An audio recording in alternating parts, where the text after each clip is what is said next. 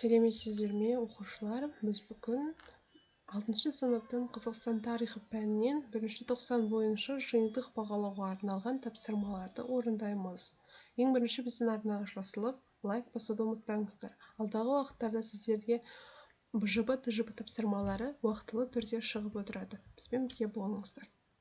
Тақырыбы 6 және 9 ғасырлардағы Қазақстан бөлімі бойынша жиынтық бағалау.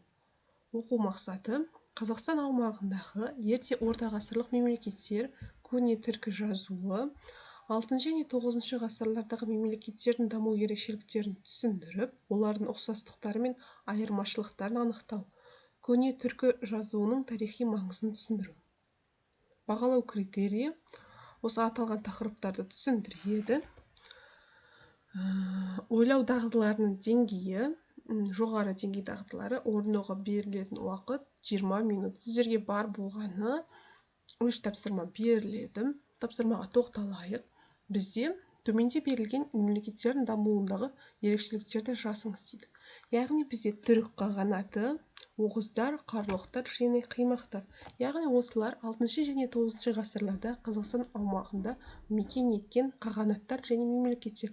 Осылардың даму ерекшеліктерін жазамыз. Бірінші бізде түрік қағанаты. Түрік қағанаты бұл тарихтағы ең ірі мемлекеттердің бірі. Басып алу, шабуыл жасау, келісімге отыру арқылы елдерді оңай жаулап алды. Себебі оның саны көп, әрі мықты. Халық саны 13 миллион болады. Түрік мемлекетінің басында қаған тұрады, ал оның оң қолы яғбу титулымен аталған. Екінші, бізде бұл оғыздар.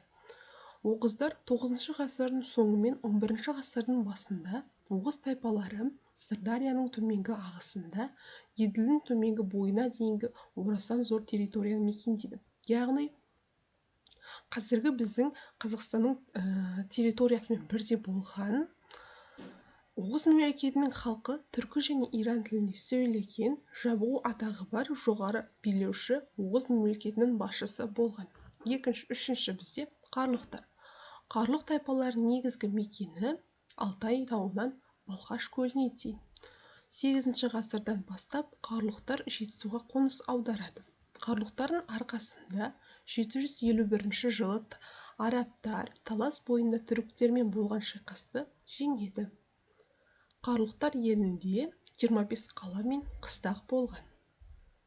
Соңғы бізде бұл қимақтар. Қимақтарда мемлекет болғаны туралы алғаш рет 9 ғасырдың аяғы мен 10 ғасырдың басында араб тілді тарихи-географиялық шығармаларда айтылады.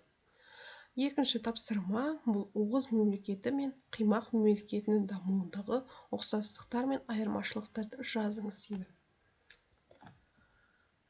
Бізде бұл бірінші оғыз мемлекет туралы жазамыз. Оғыздар мен қимақтар үй кәсіптері мен қол өнерінің ең дамыған түрі мал өнімдері және шикізаттарын өңдеу, қайта өңдеу болды. Малдың терісінен әртүрлі аяқ киім, ыдыс, садақтың қаптамасы, қорамсақ, ер-тұрман абзелдері, торсық, мес секілді заттар жасалды. Киіз үйге ұсталды. Одан киімдер тігілді. Әл-Яқуби түріктер киіз жасауға және басуға өте шебер халық. Өйткені өздерінің киімдерін сол киізден тігеді деп атап өткен.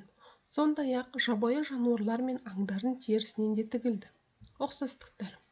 Билік мұрагерлік жолмен беріледі. Екі қағанатты Орта Азия жерінде, яғни Қазақстанда өмір сүрді. Орта ғасырларда өмір сүрді.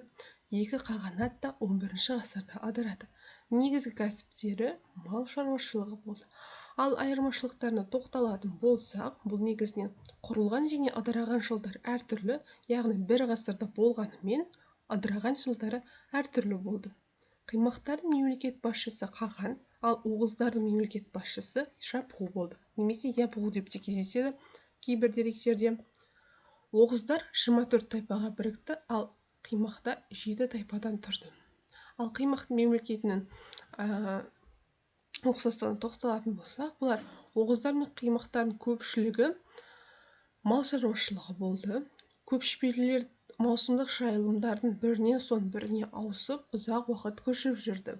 Өзендердің белгілі өткелдерінен қолайлы тау асуларына өтіп, суы мол, шөбі қалың жайлауларға жететін ғасырлар бойы қалыптасқан көші-қон жолдары болды.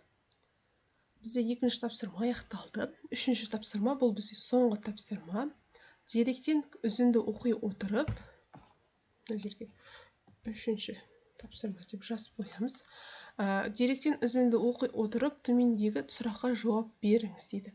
Яғни күлтегін жырынан үзінді. Түркі халқы үшін түн ұйықтамадым, күндіз отырмадым.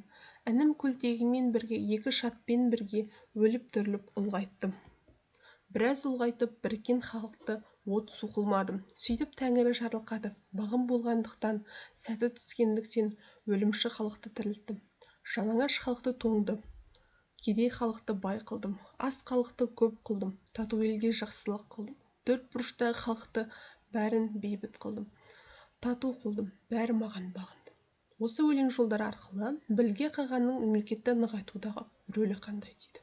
Яғни Білге қаған бұл түрік қағанатының негізін қалаушы болып табылады.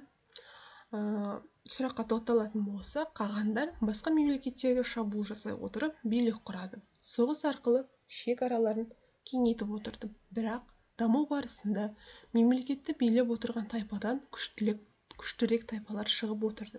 Соғыс ісін негізгі кәсібіне айналдырған мемлекеттер бірін-бірін ауыстырып отырды. Екінші сұрақ бізде көне түрік жырының тарихи маңызы неде дейді. Біз бірінші көне түркі жазулары тоқталайық. Бұл негізінен көне түркі жазулары басқаша деректерде Орхон Енесей жазулары деп кездеседі. Яғни бұл біздің заманымыздан 5 ғасыр, біздің заманымыздың 10 ғасыр аралығындағы түрік тайпаларының тасқа қашап жазуы. Яғни біз жаңа айтып өткендей, Қазақстан аумағында кездескен 5 және 10 ғасырлардағы тайпалар.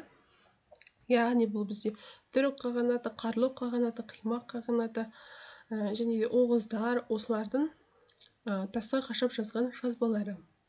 Орхон Енесей немесе көне түркі жазулары алғаш Орхон өзенінің бойынан табылды. Бұл негізі екінші түрік қағандығы кезінде табылды. Яғни түрік қағанаты екіге бөлінген болатын. Бірінші түрік қағанаты және екінші түрік қағанаты деп. Кейін Енесей өзенінің жоғарғы ағысында кейде руник жазбасы дейді. Алман руналарын жанасып тауып, кейбір нышандар кескіні дәл келіп тұр дейді. Азиялық түркі руналары соғды жазуының негізінде, яғни 8 ғасырдан бұрын жасалған деп есептеледі. Оның әліпбиінде 40-қа жуық графема бар. Көне түркі руника жазуы ерекшелігі, онда негізгі вилярлық және палаталдық дауыссыздарға арналған бірнеше жұп дербес әріптер бар. Көне түркі руника жазуы жұмбағын 1893 жылы Томсен шешкен. Орхон ескерткіштерінің тұңғыш тәржімаларын 1894 жылы Радылов жазған. Достар, осымен біздің 6 сыныптың Қазақстан тарихы пәнінен 1-ші тоқсанға арналған 1-ші БЖБ тапсырмаларын аяқтадық. Алдағы уақыттарда 2-ші ТЖБ, 2-ші БЖБ және ТЖБ тапсырмаларында осы біздің арнадан көріп отырасыздар. Ең бірінші біздің арнаға жазылып, лайк басып, қолдау білдіріп отыруды ұмытпаңыздар. Сау болыңыздар.